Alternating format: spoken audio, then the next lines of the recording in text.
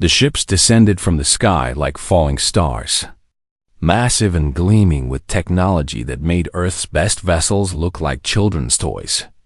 Commander Vexter stepped onto the red soil of Kepler 442b with confidence that came from 10,000 years of galactic dominance. His reptilian scales caught the twin sun's light as he surveyed the human colony with eyes that had seen 100 worlds bow before the galactic coalition. Behind him came the others, the insectoid Zixstar clicking and chittering in their musical language, the luminals floating as pure energy contained in crystalline suits, the massive Kron warriors who stood 3 meters tall and could bend steel with their bare hands.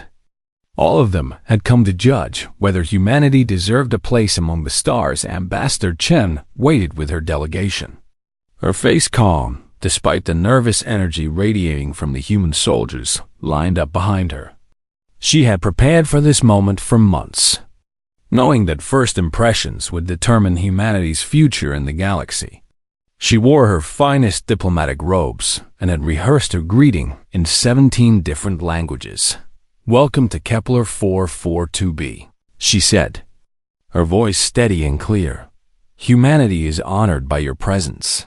Vexter's translator device flickered to life. His reply came in perfect English, but with an edge of condescension that made several Marines clench their jaws. "We shall see if honor is deserved, Ambassador. The Coalition does not accept primitives who cannot contribute to galactic society." The tour began with the colony's achievements, terraforming stations that were slowly making the atmosphere more breathable, agricultural domes that fed 50,000 colonists, mining operations that extracted rare minerals from the planet's crust. The aliens nodded politely, but without enthusiasm. They had seen it all before and done it better.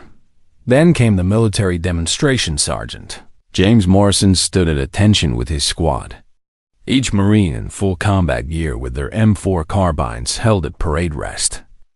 Morrison had fought in 3 brush wars on Earth and had led the security detail during the colony's establishment. He was a soldier's soldier, respected by his troops and feared by anyone who threatened his people. "This is our primary infantry weapon," explained Colonel Harrison, gesturing to Morrison's rifle. "The M4 carbine has served humanity for over 2 centuries, with various modifications and improvements." That was when the laughter started. It began with the Zixstar, their clicking sounds translated as giggles and snorts. Then the luminals began to flicker in patterns that their translator rendered as amusing and quaint. Even Vexter's usually stern face seemed to crack with something resembling amusement. "May I examine this weapon?"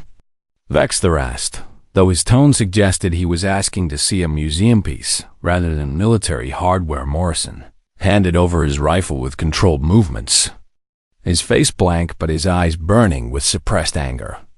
Vexter held the M4 as if it might break, scanning it with a device that projected holographic readouts into the air. "Kinetic projectiles propelled by chemical combustion," Vexter announced to his colleagues, his voice thick with disbelief. "The metallurgy is adequate, but the design philosophy is 10,000 cycles outdated." The other aliens crowded around, their various forms of laughter filling the parade ground. A Zixstar delegate picked up a magazine of ammunition and examined the brass cartridges as if they were artifacts. "From an ancient tomb, our ancestors used such weapons when we still lived in caves," clicked the Zixstar. "It is adorably primitive. The humans still cling to such things."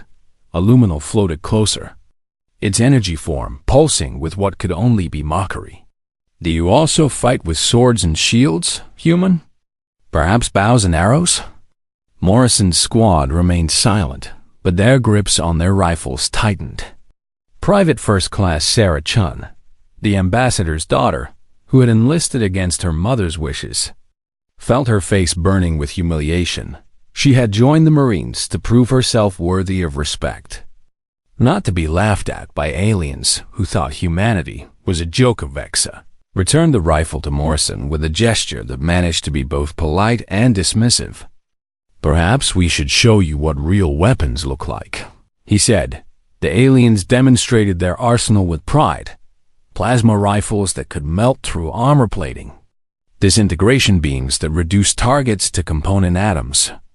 Molecular destabilizers that could make solid matter fall apart at the touch of a button. Energy shields that could stop any projectile. Targeting systems that could hit a target from 3 kilometers away in complete darkness. Each demonstration was accompanied by technical specifications that made the human weapons look like toys. The plasma rifle had an effective range of 5 kilometers. The disintegration beam could punch through a meter of solid steel. The molecular destabilizer could neutralize any carbon-based life form. Instantly, Colonel Harrison maintained her composure, but everyone could see the comparison was devastating. The aliens had weapons that seemed like magic, while humanity brought gunpowder and bullets. "We understand that your species is still developing," Vexter said with what he probably thought was kindness. "The Coalition has uplifting protocols for primitive species. We can provide you with modern weapons technology in exchange for resources and labor contracts." The words hung in the air like poison. Uplifting protocols meant that humans would be treated as children who needed to be taught by their betters. It meant generations of second-class status in the galaxy. It meant that Earth's independence would be a pleasant fiction, while the real power stayed with the ancient species. Ambassador Chun's jaw tightened, but she maintained diplomatic protocol. "We appreciate the offer, Commander, but humanity has always preferred to develop our own solutions to problems." "How admirable," Vexter replied in a tone that suggested he found it anything but. "Then perhaps a demonstration is in order. We propose a joint training exercise in your northern territories. I understand you have been unable to colonize that region due to hostile fauna?" "That's correct," Harrison said carefully. "The Razorbacks in that region are extremely aggressive and have resisted all our attempts at pacification. Then we shall show you how such problems are properly handled," Vexter declared. "A joint operation, your forces and ours working together. It will give us a chance to evaluate your combat effectiveness and give you a chance to see real soldiers in action." The challenge was clear, and refusing it would be seen as cowardice. Harrison looked at Morrison, who gave the slightest nod, his eyes saying what his mouth could not. "Let them underestimate us. Let them think we are primitive. We will show them what humans can do. We accept," Harrison said. "Excellent," Vexter replied.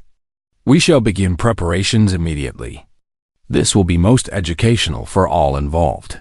As the aliens returned to their ships, Morrison gathered his squad. They cleaned their weapons in silence, each lost in their own thoughts about the humiliation they had endured and the challenge that lay ahead. Sarah Chun looked at her M4 and wondered if the aliens were right. Maybe they were bringing ancient weapons to a modern fight. Maybe humanity really was too primitive for the galaxy. Rodriguez, the gunnery sergeant who had trained Chun and a dozen others, seemed to read her thoughts. "Doubt is natural before a fight," he said quietly. "But remember this. That rifle in your hands has fired in every environment humanity has ever fought in. It has never let us down when it mattered. Can they say the same about their fancy toys?" Morrison added his own thought. "They laugh at us now, but laughter stops when the shooting starts. We will show them what it means to be human." 3 weeks passed between the challenge and the scheduled exercise. 3 weeks that felt like 3 years to the Marines, who knew they would be fighting alongside aliens who considered them primitive jokes. The northern territories of Kepler 442b stretched before them like a test they might not pass. The aliens established their base camp with technology that seemed like pure magic. Force fields that kept out the planet's harsh weather. Climate-controlled habitats that maintained perfect temperature regardless of outside conditions. Automated defense systems that could track and eliminate threats before they got within a kilometer. Everything was clean and efficient and advanced. The human camp sat 2 kilometers away and could not have been more different. Canvas tents that flapped in the wind, foxholes dug by hand and shovel, sandbag barriers that took hours of back-breaking labor to construct, campfires for cooking because the portable stoves were being saved for the field. Everything was dirty and manual and ancient. More mockery came. Of course, at Digixstar, delegates visited the human camp and chittered with what their translators rendered as pity. "You poor creatures," one said while watching Marines fill sandbags. Still doing manual labor when machines could do this in minutes. "How do you survive with such inefficiency?" Private Chun, sweating and covered in red dirt, bit back a sharp reply and kept filling bags. Her mother, the ambassador, had sent her a message warning her to maintain diplomatic courtesy no matter what happened. Sarah wanted to tell the bugs exactly where they could put their pity, but she was a Marine, and Marines followed orders. Luminals were even worse in some ways because their mockery came wrapped in fake concern. They offered to share their technology, to teach humans proper military science, to help Earth join the modern galaxy. Every offer was another reminder that humanity was seen as backward children who needed help from their betters only. The Kron warriors showed something like respect. They watched the humans work and train without comment, their massive forms silent and observant.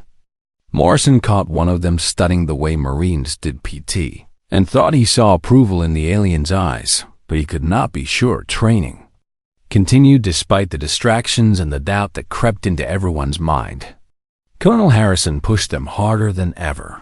Forced march through the jungle terrain, live fire exercises in the rain, combat drills at midnight when exhaustion made every movement feel like moving through mud.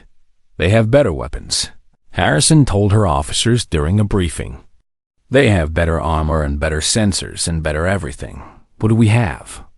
The question hung in the air until Morrison answered. We have experience, ma'am. We have training.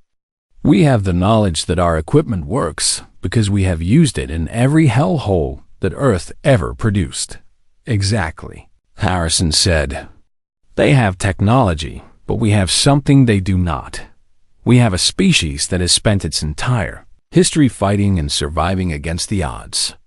We did not get to the stars because we had the best ships. We got here because we refused to quit when it was hard, but doubt remained, especially among the younger Marines who had never fought in Earth's wars. Sarah Chun voiced what many were thinking during a night watch with Rodriguez. What if they are right, Gunny? She asked while checking her rifle for the 100th time. What if we really are bringing primitive weapons to a fight that requires advanced technology? What if we get people killed because we are too stubborn to admit we are outclassed? Rodriguez had been a Marine for 23 years and had seen combat on 4 continents and 2 moons. He had survived situations that should have killed him a dozen times over, and he had done it with weapons that the aliens mocked. Let me tell you something about technology, Chun, he said while field stripping his M4 with practiced movements. Fancy does not mean reliable. Complex does not mean better. I have seen the most advanced weapons jam at the worst possible moment because they were too delicate for the real world. He held up his rifle's bolt carrier group, showing her the simple mechanical design. This rifle is fired in deserts at 120 degrees and tundras at -40. It has been dropped in mud and sand and swamp water, and it still shoots. It does not need rare elements or specific atmospheric conditions or sophisticated computers. It needs a Marine who knows how to use it. But their weapons can do things ours cannot, Sarah protested. They can shoot farther and hit harder, and they have never been tested like we have, Rodriguez interrupted. Those aliens have not fought a real war in generations, maybe centuries. They have gotten soft behind their shields and their technology. We are still hard because we have to be. Because our weapons demand that we be skilled and tough and relentless. Morrison joined them on the watch. Carrying his own rifle and a thermos of coffee, that had been brewed over a campfire. "Gunny is right," he said. "I have been watching the aliens train, and you know what I see. I see soldiers who rely on their equipment to do the thinking for them. Their targeting systems tell them where to shoot. Their sensors tell them where the enemy is. Their weapons do everything except pull the trigger. And if that technology fails," Rodriguez asked, "then they are helpless," Morrison finished. "But we have trained to fight when everything goes wrong. When the equipment fails, when the odds are impossible. When the only thing between you and death is your training and your weapon and your refusal to quit." The conversation spread through the camp over the following days. Marines began to look at their M4 South differently. Not as primitive relics, but as tools that have been refined through centuries of actual combat. Every part had a purpose. Every design choice had been made by people who knew what it meant to fight, and Gunnery Sergeant Martinez, who led 2nd Platoon, gathered his troops for a history lesson. "You know why this rifle is called the M4? He asked.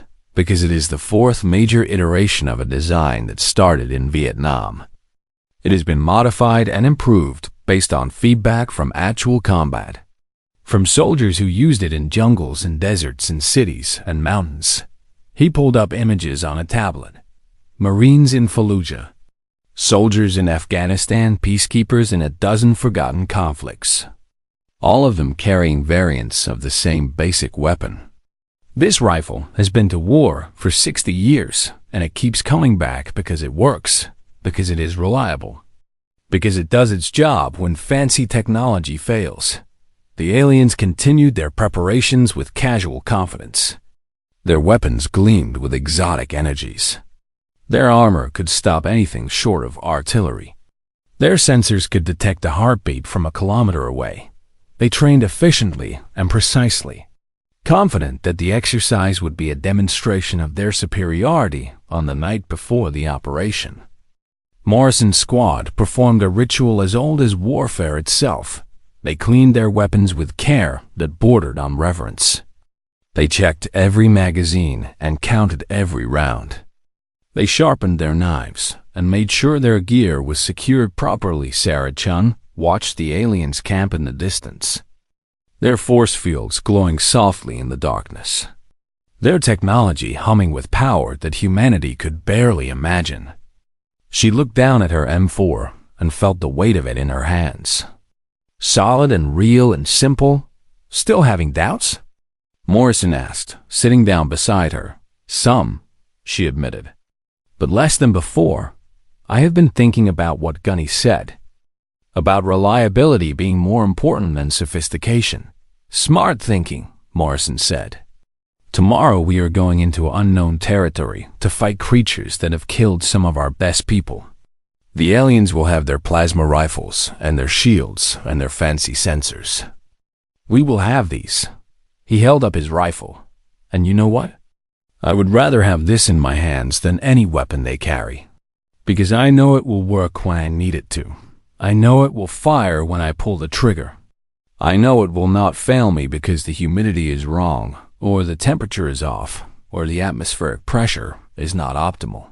You really think we can show them that humanity deserves respect?" Sarah asked. Morrison smiled. "I know we can. Because respect is not given to those with the best technology. It is given to those who prove themselves when it matters. Tomorrow we get our chance to prove ourselves." The camp settled into uneasy sleep, Marines dreaming of the fight to come, none of them knowing that the exercise would become something far more dangerous than anyone had planned. The northern jungle of Kepler 442b was not like the jungles of Earth. The trees grew to impossible heights with bark that had a metallic sheen. The undergrowth was thick with plants that had evolved silicon-based structures instead of cellulose. The air was humid to the point where it felt like breathing water, and the electromagnetic interference from the mineral deposits made electronic equipment unreliable at best. The Joint Force moved through this alien landscape with very different styles. The coalition forces advanced with sensors sweeping and targeting computers, analyzing every shadow. Their plasma rifles hummed with contained power.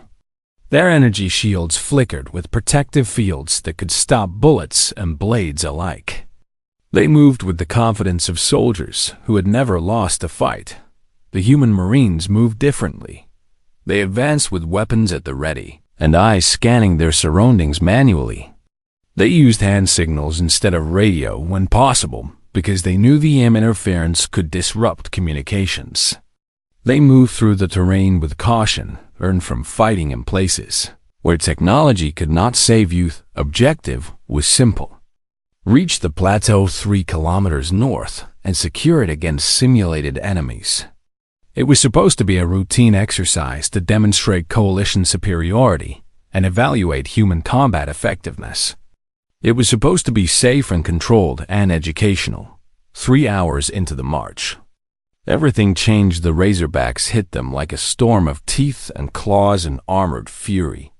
They emerged from the undergrowth in a coordinated attack that showed intelligence nobody had credited them with. These were not the solitary scavengers that the colony records described. These were pack hunters who had evolved tactics and strategy.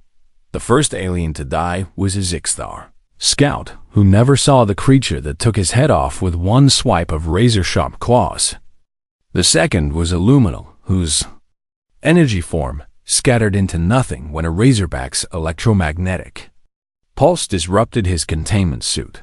Then the real nightmare began. Vexthor's S-plasma rifle fired with a sound like thunder.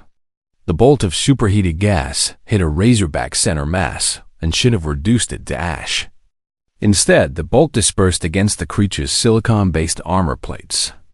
The rifle's targeting computer flashed warnings that Vexthor had never seen before. Atmospheric humidity at 98%. Thermal bloom preventing accurate targeting. Power cells overheating from the environmental conditions. He fired again, and the rifle sparked and died. Overheated by the moisture-saturated air that conducted heat far too efficiently. Around him, other coalition soldiers discovered the same horrifying truth. Their weapons were failing. The molecular destabilizers could not lock onto targets, whose biology was silicon-based instead of carbon. The disintegration beam scattered uselessly against the EM interference from the canyon walls. The energy shields flickered and died as the humidity created short circuits in their delicate systems. The targeting computers could not function in the electromagnetic chaos. The Kron warriors tried to fight hand-to-hand with their immense strength, but the Razorbacks' claws could pierce even their tough hides. The Luminals found their energy forms disrupted by the same EM interference that killed their equipment. The Zixthar's chitinous armor cracked under impacts that their shields should have stopped. Vex Thor found himself pinned behind a fallen tree with a dead weapon and no way to call for help, because the communication system had failed along with everything else. A Razorback the size of a small transport vehicle charged his position with jaws that could crush steel. Then he heard a sound that would haunt his dreams and fill his heart with respect. The distinctive crack of an M4 carbine firing on full automatic Morrisons. Voice cut through the chaos with the kind of calm that only comes from extensive combat experience. All human units weapons free. Cover the coalition forces. Show these things what primitive means. The Marines responded with the precision of a well-oiled machine. Overlapping fields of fire that created kill zones. Controlled bursts that conserved ammunition while maintaining suppression. Tactical movement that kept them from being surrounded. Every technique refined through centuries of human warfare. Sarah Chen saw Vexthor pinned down and did not hesitate. She sprinted across open ground while laying down covering fire. Her M4 bucking against her shoulder as 5,556 millimeters. Rounds punched through Razorback armor at the weak points where the plates joined. She grabbed Vexthor's arm and hauled him toward cover while never stopping her fire. Rodriguez's squad held a narrow choke point between two massive trees, fixing bayonets when their ammunition ran low and fighting with a savagery to shock the watching aliens. The dunnery sergeant stabbed and shot and reloaded and stabbed again. His face covered in blood and his voice hoarse from shouting commands. Morrison himself saved 3 luminals whose containment suits had been damaged. He laid down precise fire that drove the Razorbacks back while using his own body as a shield for the vulnerable energy beings. When his rifle jammed, he cleared it in 3 seconds flat and kept firing. When a Razorback charged him from close range, he put 3 rounds through its eye and kept moving. Battle became a nightmare of close-quarters combat and desperate last stands. Corporal Jang held a position for 15 minutes alone when his fire team was scattered. Private Okonkwo carried a wounded Kron warrior twice her size to safety while fighting off attackers with one hand. Lieutenant Park coordinated the entire defensive line using nothing but hand signals and runners when all electronic communication failed. The M4 South never stopped firing. They fired in the humidity that killed the plasma rifles. They fired after being dropped in mud that would have destroyed more delicate weapons. They fired when their barrels were hot enough to burn flesh. They fired when ammunition was low and hope was lower. They fired because that is what they were designed to do when magazines ran empty. Marines reloaded with movements so practiced they could do it in pitch darkness when rifles jammed from mud or debris. They were cleared and back in action in seconds. When barrels overheated, they kept firing anyway because stopping meant death. The aliens watched in amazement as these primitive weapons proved more reliable than any technology the Coalition possessed. No targeting computers needed when you had trained eyes and steady hands. No energy shields needed when you had cover and movement. No fancy sensors needed when you had situational awareness and experience. A Zixthar soldier who had mocked the M4 3 weeks ago found himself defending his life with one.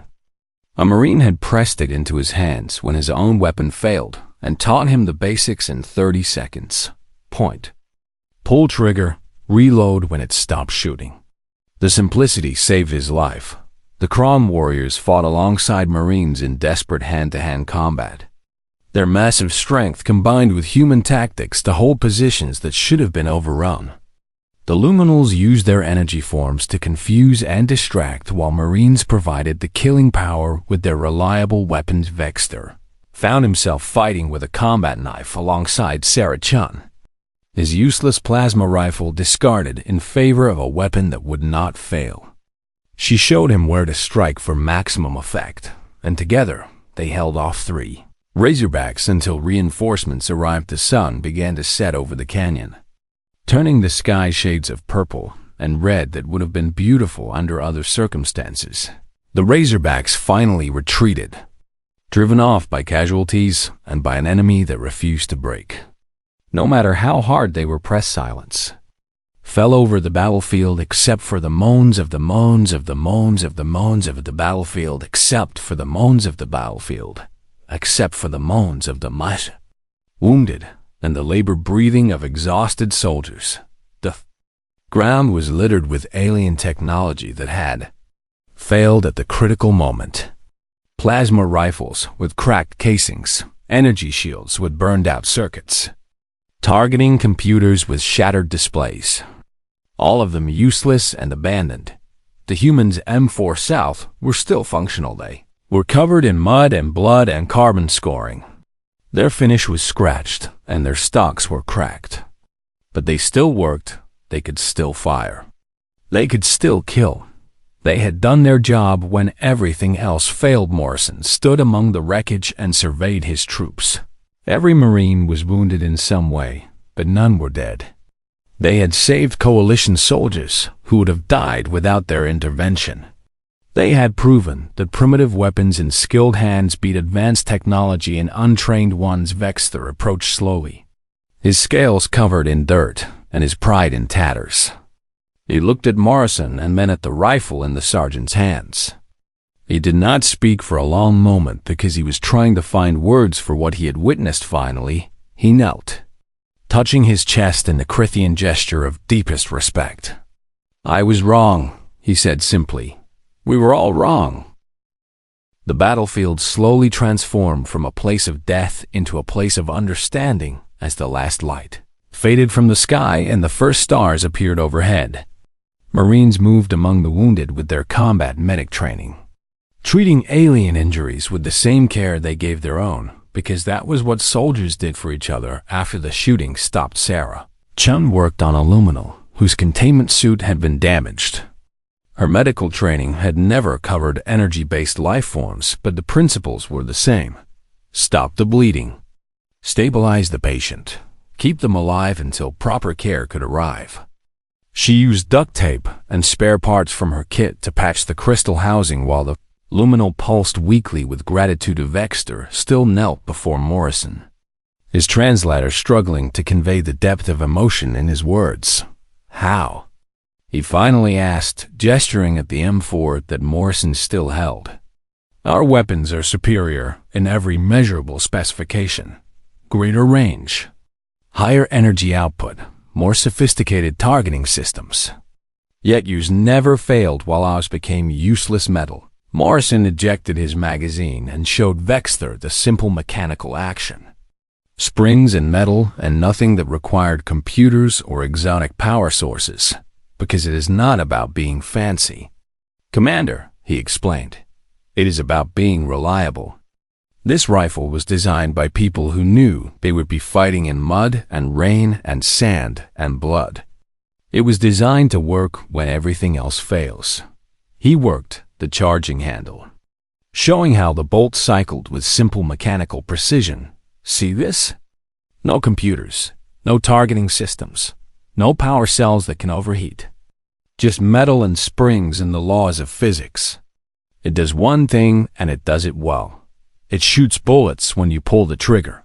Rodriguez joined them, cleaning his weapon with movements so automatic he could do them while unconscious. Our ancestors fought with sharpened sticks and rocks, then bronze, then iron, then gunpowder, he said. We've been killing each other for 10,000 years, and we got really good at making things that kill. That is not something to be proud of, but it is what it is. A Kron warrior approached, his massive form moving with new respect for the smaller humans. He carried his own failed weapon, a beam rifle that had cracked under the environmental stress. You fight with honor, he rumbled in a voice like grinding stones. I have fought in 20 campaigns across the galaxy, and have never seen warriors maintain such discipline under such conditions. Morrison nodded acknowledgement. Discipline is what keeps you alive when your equipment fails. It is what makes a group of scared individuals into a unit that can hold against impossible odds. It is what we teach from day one, because we know we cannot rely on technology to save us. The night deepened and campfires began to appear as both human and alien forces settled in to tend their wounds and process what had happened. The aliens had lost their shelters and climate control when their technology failed. So they huddled around human fires and ate human rations and began to understand what it meant to soldier without the crutch of advanced technology. A group of Zixthar gathered around Rodriguez, sharing questions through their translators about the M4 and how it worked. The gunnery sergeant found himself giving an impromptu class in basic infantry weapons, while the insectoid aliens listened with attention they had never shown before. The key is simplicity, Rodriguez explained, field stripping his rifle to show them the internal components. Fewer parts mean fewer things that can break. Mechanical action means no reliance on power sources or computers. Standard ammunition means you can get resupply anywhere humans have been. One of the Zixthar picked up a magazine and examined the brass cartridges with new appreciation. We mocked these as primitive, it clicked. But now I see the wisdom in designs that prioritize function over sophistication. Exactly, Rodriguez said. You can have the fanciest weapon in the galaxy, but if it does not work when you need it, then it is just expensive junk. We learned that lesson the hard way over centuries of warfare around another fire. Sarah Chun found herself teaching basic first aid to a group of luminals who had relied entirely on automated medical systems that had failed along with everything else. She showed them how to assess injuries without scanners, how to stop bleeding without molecular sealants, how to splint broken bones without regeneration fields. "It seems so crude," one luminal pulsed. "Yet it is effective, because it works," Sarah replied. "My great-grandmother was a combat medic in the Asian Wars, and she taught my grandmother who taught my mother who taught me. This knowledge has been passed down through generations because it works regardless of technology." The luminal absorbed this information with new understanding. You maintain your warrior traditions even as you advance technologically. You do not forget the basics even when you gain new capabilities. "We cannot afford to forget," Sarah said, "because we know that technology can fail, and when it does you fall back on the fundamentals. That is why we still train with manual skills even though we have computers. Why we still teach hand-to-hand combat even though we have guns. Why we still learn to navigate by stars even though we have GPS Vexter." Moved through the camp observing these interactions with growing respect. He saw human Marines sharing their rations with alien soldiers, teaching them skills that the Coalition had forgotten, treating them as equals rather than superiors who had failed. He recorded everything on a personal log that he would send to the Coalition Council. Personal log. "Commander Vester," he spoke into his recorder. "I came to Kepler 442b expecting to evaluate a primitive species and determine if they were worthy of joining our coalition. Instead, I have learned that we have become the primitives in ways that matter more than technology." He paused to watch Morrison show a Kron warrior how to clean an M4. The massive alien's thick fingers struggling with the small parts, while Morrison patiently guided him. "We have forgotten what it means to be soldiers," Vexter continued. "We have become so dependent on our technology that we have lost the fundamental skills and mindset that make a true warrior. These humans maintain both. They have technology, but they do not rely on it. They have skills that work regardless of what tools are available." A Zixthar officer approached Vexter with a request that would have been unthinkable before the battle. "Commander, permission to requisition human weapons for my troops. Our plasma rifles are useless in these conditions, and I have soldiers who need reliable equipment." Vexter granted permission immediately and watched as Morrison organized the distribution of spare M4 South to alien soldiers, teaching them the manual of arms with patience and thoroughness within an hour. Soldiers who had mocked these weapons were learning to appreciate their brutal simplicity. The Kron warriors asked to train with human Marines in hand-to-hand combat, wanting to learn the techniques that had allowed smaller humans to fight effectively against larger opponents.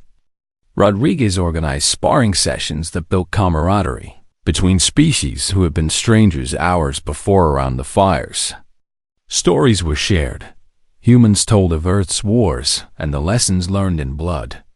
Aliens spoke of campaigns across the stars and the gradual softening that came with centuries of technological dominance. Understanding grew as both sides realized they had things to teach each other. Morrison found Vexter staring at a captured razorback claw, the wicked blade still sharp enough to cut diamond. "Thinking about how close it was?" Morrison asked.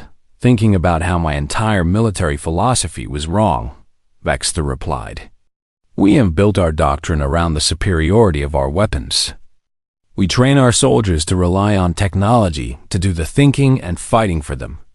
Today that nearly killed us all. So you will change?" Morrison asked. "We must," Vexter said. "The galaxy is not a controlled environment where conditions are always optimal for our equipment. We have been lucky that we have not faced enemies who exploited our weaknesses. You have shown us what happens when technology fails and will fails with it." He turned to face Morrison directly. "I am recommending immediate acceptance of humanity into the coalition, not as junior members who need uplifting, but as equals with critical expertise to share. We need you to teach us what we have forgotten, Morrison smiled. We would be honored, Commander. But it goes both ways.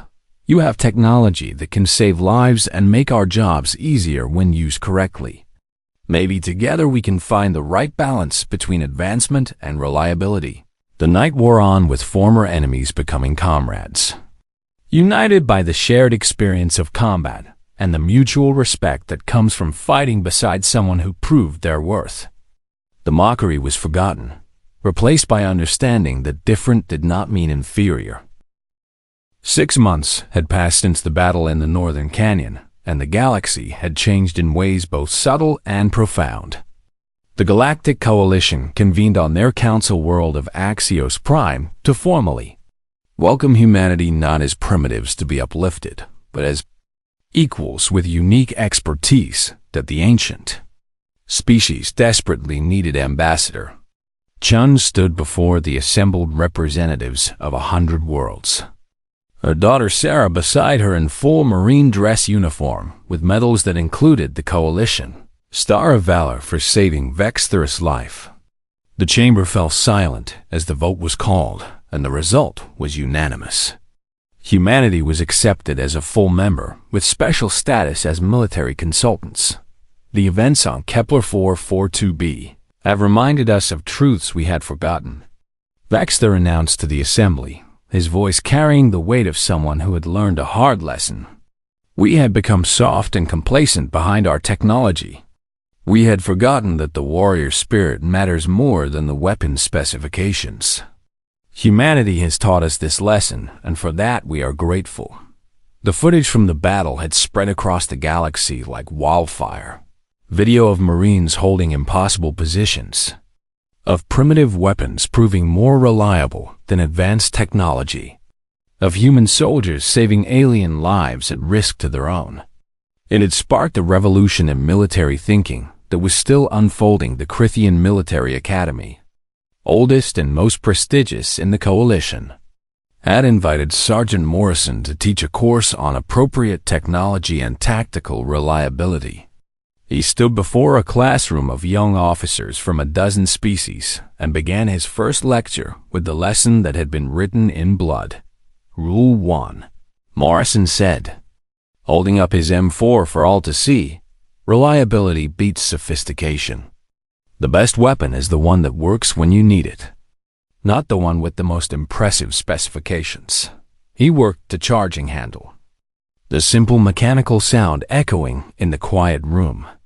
This rifle uses technology your ancestors abandoned 10,000 years ago, but it has one critical advantage. It works in conditions that would kill your plasma rifles and beam weapons. Humidity, dust, mud, extreme temperatures, electromagnetic interference. None of these things stop it from firing. A young luminal officer raised a crystalline appendage. But surely our modern weapons are superior in optimal conditions? Absolutely, Morrison agreed. Your plasma rifle has better range and higher damage output and more precise targeting than my M4. But what happens when conditions are not optimal? What happens when your power cells overheat, or your targeting computer fails, or your energy shield shorts out in the rain? The classroom had no answer because they had never been taught to think about such things. That is why we are here, Morrison continued. Not to make you abandon your technology, but to teach you how to fight when that technology fails. Because it will fail, and when it does, you need to know how to survive with basic tools and basic skills. The course became legendary. Officers who had relied entirely on their equipment learned to shoot with iron sights, navigate without computers, fight hand-to-hand without powered armor. They grumbled and complained and struggled, but they learned. And what they learned, they took back to their home world. Sarah Chun found herself in a different role entirely, teaching combat medicine to Coalition medical personnel who had forgotten what it meant to treat injuries without sophisticated equipment. She stood in a field hospital on a border world and showed Zixthar doctors how to stop arterial bleeding with pressure and improvised bandages. Your medical scanners are amazing, she told them. But what if they break? What if the power fails? What if you are in a situation where you have nothing but your hands and your knowledge? These skills kept humans alive for thousands of years before we had technology, and they still work today. The Zixtar doctors listened with the attention of students learning from a master. They had grown up with machines that could heal almost any injury, but they had never learned the fundamental principles that made those machines work. Sarah taught them to see and think and improvise meanwhile. The concept of Morrison's Mercy spread across the galaxy as a nickname for the M4 carbine.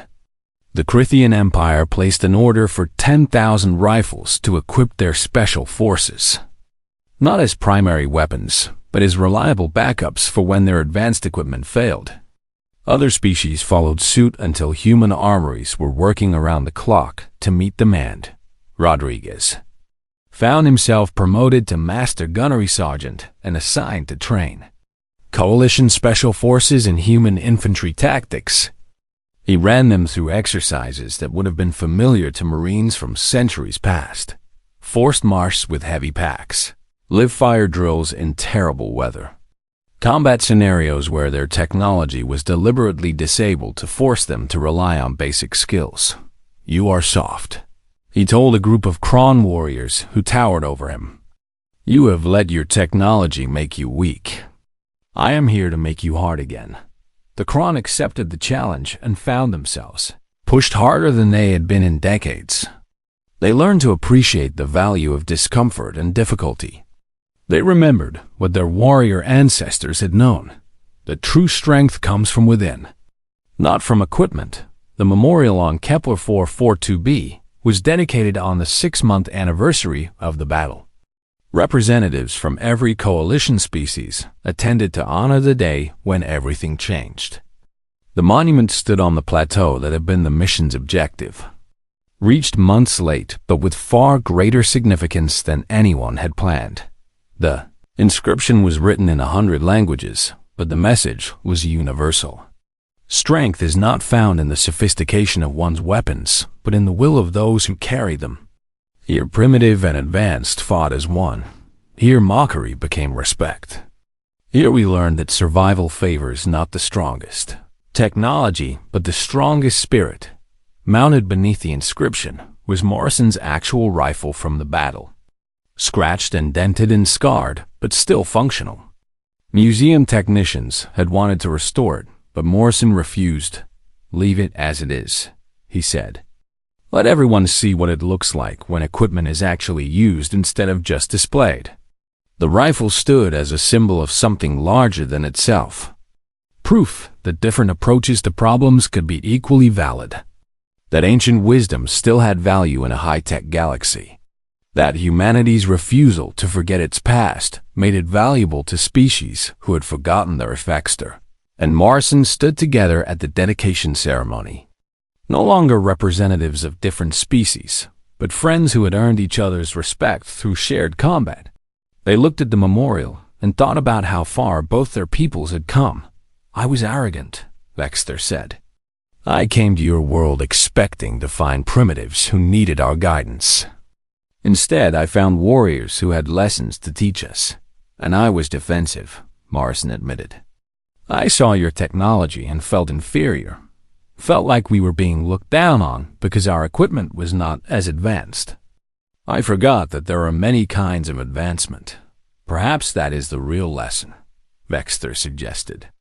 "That progress is not a straight line from primitive to advanced, but a balance between capability and reliability, between innovation and tradition, between what is new and what works."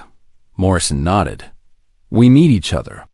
Your technology can do things we cannot imagine, but you need our perspective on when that technology is appropriate and when simpler solutions are better.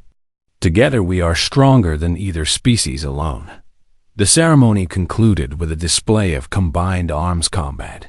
Human, Marines and alien soldiers working together with both advanced technology and basic weapons. Plasma rifles providing long-range fire support, while M4 South handled close-quarters combat.